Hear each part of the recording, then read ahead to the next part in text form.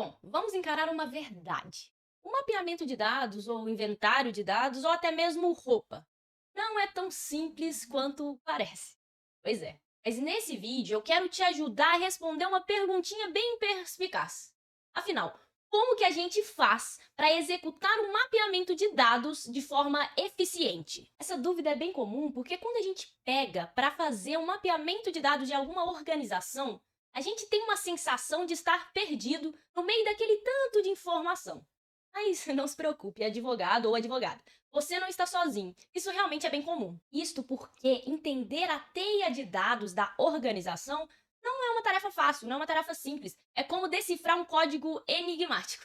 Mas não se preocupe, hoje eu estou aqui para poder decifrar esse código com cada um aí de vocês. Eu sou Ana Carolina Telles, DPO e advogada especialista em proteção de dados, e você já sabe, isso aqui é um canal de YouTube. Então, se inscreve no canal, já ativa o sininho, deixa um comentário e bora pro vídeo. Bom, eu sei que realmente fazer um mapeamento de dados de uma forma que tem um início, meio e fim bem estruturado não é uma tarefa fácil. Mas você tem que ter na sua cabeça, tem que ter em mente que entender o contexto do mapeamento de dados, entender todas as informações que circulam naquela empresa é o primeiro passo para um programa de conformidade à LGPD bem executado. E para a gente poder fazer um roupa bem objetivo e ao mesmo tempo que não deixe passar nenhum detalhe, tem um passo a passo bem interessante que eu quero compartilhar com você. No primeiro passo, você deve identificar os dados. Aqui é mandatório que você possa identificar cada dado pessoal, cada informação pessoal que circula em cada área da organização. A gente vai falando de grupo econômico que circula em cada empresa deste grupo. E aqui é a hora de ser minucioso. Você precisa revirar as planilhas, os bancos de dados, CRM, softwares, todo tipo de armazenamento de dados pessoais. Precisa identificar objetivamente e registrar esta identificação. Então, fazendo essa análise, você vai conseguir identificar cada dado pessoal que circula na organização. E aqui é muito importante lembrar que a LGPD também se aplica a dados pessoais físicos, ou seja, você também vai ter que analisar documentos físicos que contenham dados pessoais. E uma outra estratégia também, nesse momento de identificar cada dado pessoal que está circulando pela organização, é realizar entrevistas com cada área desta empresa, para você poder falar ali não só com os gerentes das áreas, os líderes das áreas, mas também com as pessoas responsáveis pela parte operacional. Isso é muito importante, porque muitas vezes a liderança não tem noção de que há um armazenamento de um dado ou de um documento numa pasta paralela que sequer deveria constar. Isso acontece. Então, é necessário essas reuniões para que você possa alinhar e precisar com mais clareza exatamente todos os dados pessoais que tem naquela organização. E ó, a gente não tá falando só de dado pessoal, como CPF, nome, endereço, e-mail, CNH, RG, todos esses documentos gerais de identificação direta. A gente também tá falando de dados indiretos. Então, se você tem alguma dúvida sobre isso, já clica aqui do lado, algum lugar na tela que vai aparecer para você, que a gente já tem vídeo no canal falando sobre dados indiretos, né? E de alguma forma pode vir a identificar uma pessoa natural e aí vai ser tratado como um dado pessoal. Considerando este ponto, você também tem que identificar dados pessoais sensíveis. E aqui na tela também vai aparecer um vídeo que você vai entender exatamente o que são os dados pessoais sensíveis. Aqui a gente está falando de dados de saúde, dados biométricos, raciais, étnicos, dados sobre filiação sindical, opinião política, enfim. Você precisa mapear todos os dados pessoais, todas as esferas e todas as categorias destes dados. No passo 2, você vai entender e vai descobrir qual a finalidade e a base legal que justifica o uso daqueles dados pessoais pela organização.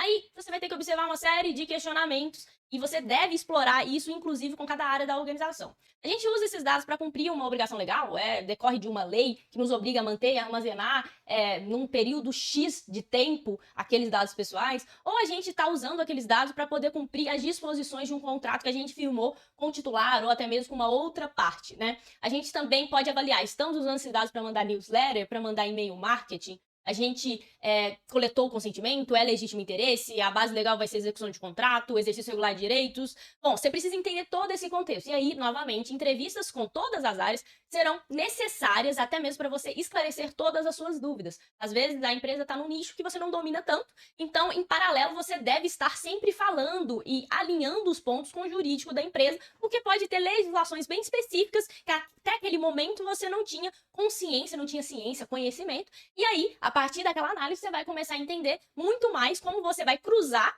aquela determinação legal que se aplica ao nicho daquela empresa que você está adequando a LGPD com a própria LGPD. Ou seja, a partir de toda essa análise que você vai realizar aí neste segundo passo, você vai identificar seu fluxo de dados, aquele ponto específico, aquele tratamento específico que você identificou em cada área da organização no passo anterior, ele é legítimo ou não. Se ele for legítimo, beleza, vai dar seu check, vai alocar uma base legal que seja válida e legítima, que tenha a ver ali com aquele fluxo de tratamento de dados, ou, no caso, se não for legítimo, você vai apontar no seu gap analysis, ou até mesmo seu relatório de risco, ou a sua análise de risco, que aquele fluxo de tratamento não é legítimo, não tem uma finalidade específica, né? Então, ele deve ser encerrado. Então, se você já identificou o dado, se você já identificou a finalidade e a base legal adequada para justificar o tratamento desses dados, você também tem que identificar quem é, de fato, responsável por tratar aqueles dados. Então, você vai identificar os agentes de tratamento. Quem é o controlador, quem é o operador, uma relação de controladoria conjunta, controladoria singular, enfim, tudo isso vai ser analisado nesse passo 3. Inclusive, neste momento, você também vai alocar ali como que acontece aquele fluxo de dados. O controlador envia para o operador envia para o controlador. Quem toma a decisão sobre a finalidade ou os elementos essenciais do tratamento daqueles dados. Enfim, tudo isso tem que ser bem registrado neste passo 3. O passo 4 é basicamente uma continuidade do passo 3, que é traçar ali todos os fluxos dos dados, né? Um mapeamento dos fluxos. E aqui você tem que ser detalhista também, né? Quem envia o dado, por onde que ele chega, com quem você compartilha, se você compartilha entre as áreas da empresa ou com outras empresas do grupo ou com fornecedores, obviamente isso vai acontecer, no mínimo ali uma empresa de armazenamento em nuvem, que é uma coisa super comum hoje. Isso é necessário você identificar e inclusive apontar a base legal que justifica tal compartilhamento. Nem sempre a gente está falando de consentimento, às vezes é execução de contrato, às vezes a gente está falando sobre legítimo interesse. Tudo isso deve ser realizado, toda essa análise deve ser realizada neste momento, e isso vai inclusive te dar uma clareza maior. Você, como consultor externo, ou até mesmo DPO externo, e também DPO interno, você vai conseguir entender naquele momento, quando estão te passando essas informações, como que ocorre todos os fluxos dos dados pessoais dentro daquela empresa. Passo 5, avaliar as medidas de segurança. Pois é, agora você já sabe quais são os dados que você trata, quais são as finalidades, bases legais, fluxos dos dados, você também sabe quais são as pessoas responsáveis pelo tratamento daqueles dados, agente de tratamento, e agora você precisa avaliar um dos pilares da LGPD, que é basicamente, né, a segurança dos dados pessoais. Então, quais são as medidas de segurança? Aqui você tem que entender o seguinte: nós não avaliamos apenas medidas técnicas, medidas de segurança cibernética, como a criptografia, firewall, antivírus, todos esses tipos de técnicas que protegem os dados no contexto virtual, né, no contexto cibernético. A gente também vai avaliar medidas de segurança que sejam aquelas físicas. Por exemplo, quando você precisa apresentar um crachá para poder entrar numa organização, num prédio ou numa sala, você precisa de uma senha específica. Quando um armário tem uma chave, né, como também uma própria gaveta tá ali protegida com uma chave que não fica disposta e também exposta para todo e qualquer funcionário que quiser acesso àquela chave. E também você vai analisar as medidas organizacionais, que são basicamente as políticas, os procedimentos que devem ser seguidos dentro da organização para fins de proteger, inclusive de restringir acessos desnecessários aos dados pessoais. E aí, tendo noção de todas as medidas de segurança que foram implementadas, que estão implementadas naquela organização, você vai fazer um exercício de equiparação. Você vai comparar efetivamente se a medida de segurança ela é compatível com o dado pessoal que ela pretende proteger. Então, se é um dado pessoal comum, um nome, um e-mail que está basicamente em qualquer rede social daquele titular, ou se a gente está falando de dado pessoal sensível, né? Um atestado, um exame médico, uma constatação de alguma condição de saúde daquela pessoa, biometria, quando a gente está falando de dados raciais e étnicos, enfim, tudo isso deve ser analisado e aí neste contexto você consegue de fato garantir a segurança adequada. E aí, falando em segurança, a gente também tem que avaliar a transferência internacional de dados. Você deve identificar se a organização transfere informações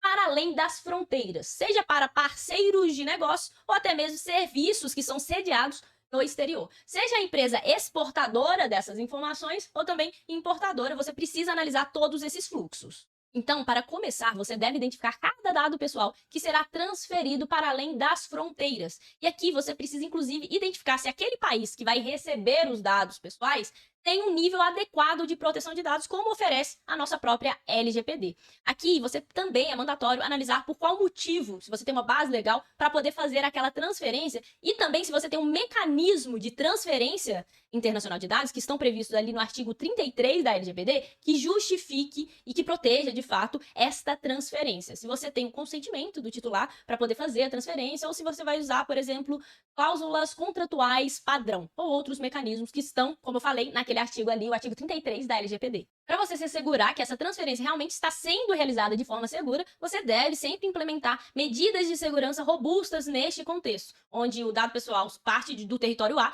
para o território B. Você deve também informar o titular de dados sobre esse processo. Transparência é um dos princípios da LGPD, então a gente já falou sobre isso em outro vídeo, você que está aqui no canal, você sabe disso, então a gente está sempre referenciando sobre esse princípio. Você pode sim usar os dados pessoais depois da LGPD. Não é necessário consentimento o tempo inteiro. No entanto, o titular sempre necessita, é mandatório, que ele esteja ciente do que está acontecendo. É diferente dele estar consentindo a cada etapa de um processo de tratamento de dados. Então, mantenha sempre essa linha direta com o seu titular, com o seu cliente, isso até mesmo para poder fortalecer a relação de confiança do cliente para com a organização. Por fim, sempre mantenha o registro detalhado de cada transferência internacional de dados e também sempre acompanhe as mudanças nas leis e nas regulamentações da sua autoridade de proteção de dados, no nosso caso a ANPD. Sétimo e último passo: documentar e atualizar. Bom, depois de fazer tudo isso aí que a gente falou, você precisa ter em mente sempre que você está documentando e atualizando cada dinâmica, cada análise, cada identificação de fluxos, cada tipo de compartilhamento, seja interno, seja externo. Isso é essencial. Mas você deve se lembrar também que essa documentação e essa atualização é sempre viva e dinâmica, ela é contínua. É como a gente já falou em algum outro vídeo aqui desse canal.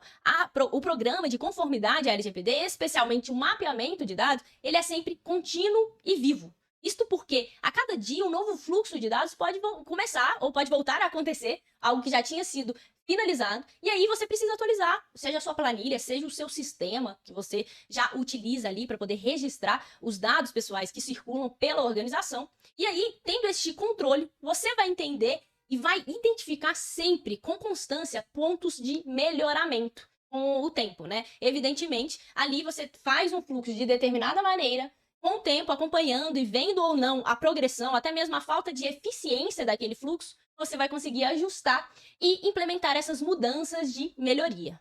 Então, nunca esqueça, sempre que houver mudança no mapeamento de dados, no fluxo, seja na coleta ou compartilhamento, você precisa atualizar o seu ROP, o seu mapeamento, o seu inventário de dados, porque isso com certeza vai te ajudar a fazer aquela manutenção da conformidade à LGPD ao longo do tempo. E para poder facilitar a sua compreensão, eu quero te mostrar na prática como que fica a visualização de um mapeamento de dados quando você utiliza uma planilha do Excel ou um Google Sheet, né? Veja como você pode organizar aqui na parte superior, como eu falei para vocês. Você vai preencher esses dados cadastrais da empresa, CNPJ, endereço, principal atividade, qual é o gestor responsável aqui quando a gente está falando sobre proteção de dados, e-mail, telefone e a data de realização do RUPA. E a partir dessa identificação, você vai começar a executar o mapeamento de dados em cada área da organização que você for começar a mapear.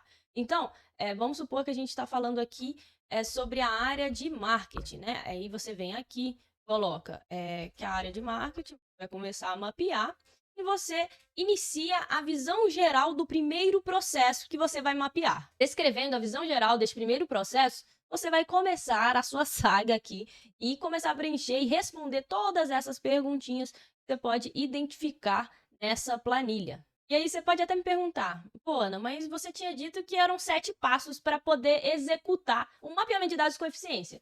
Isso quer dizer, por acaso, que você estava falando que seriam 7 colunas numa eventual planilha aí do Excel, do Google? Não, gente, isso não quer dizer. São 7 passos, evidentemente, como a gente já falou, mas quando você analisar essas perguntas que tem aí nesta planilha mais a fundo, você vai perceber que ela simplesmente ramifica cada um daqueles passos que a gente já comentou em todo este vídeo. Então, basicamente, o que eu estou dizendo para vocês é o seguinte: você pode utilizar esse framework, esse passo a passo, esse estilo de processo, de procedimento na sua organização quando você for executar algum mapeamento de dados em uma outra organização, né? Mas é evidente que você tem também que avaliar a realidade, o nicho, o momento também que aquela organização está vivendo em relação à adequação à LGPD. E eu comento isso com vocês porque é muito claro que há momentos que a empresa está preparada para responder tudo isso aqui que a gente já listou. Esse é um template bem comum que dá para a gente utilizar em todos os nichos e em todos os tamanhos de empresas. Obviamente, a NPD ela tem um modelo específico para mapeamento de dados, especificamente para agentes de pequeno porte, né, que são aqueles que se enquadram na resolução 02 da própria NPD. Mas, de uma forma geral, você poderia também até mesmo aplicar essa planilha quando estiver mapeando uma empresa que tem ao menos 2, 3 funcionários, por exemplo. Só que aí tem um porém, né? Isso aqui é bem importante a gente entender.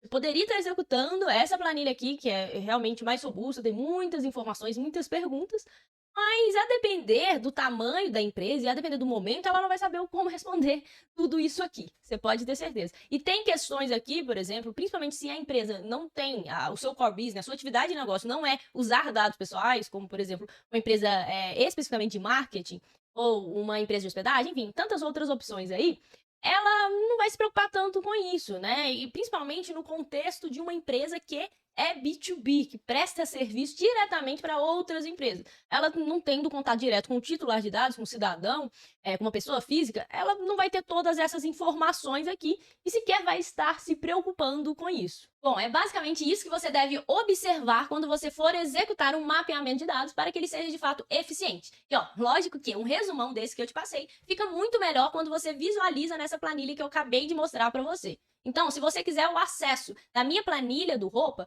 deixa o seu e-mail aqui no comentário que eu vou te mandar. E ó, isso aqui é um canal de YouTube, você já sabe, então se inscreve no canal, deixa o like, o joinha aí, ativa o sininho também para poder chegar a todos os vídeos, as novidades diretamente para você de forma personalizada, porque muitas vezes o algoritmo acaba não te entregando. E não deixe de acompanhar também os outros vídeos que tem no canal, porque eu tenho certeza que eles vão te ajudar demais na sua prática em proteção de dados. É isso, gente, até o próximo vídeo.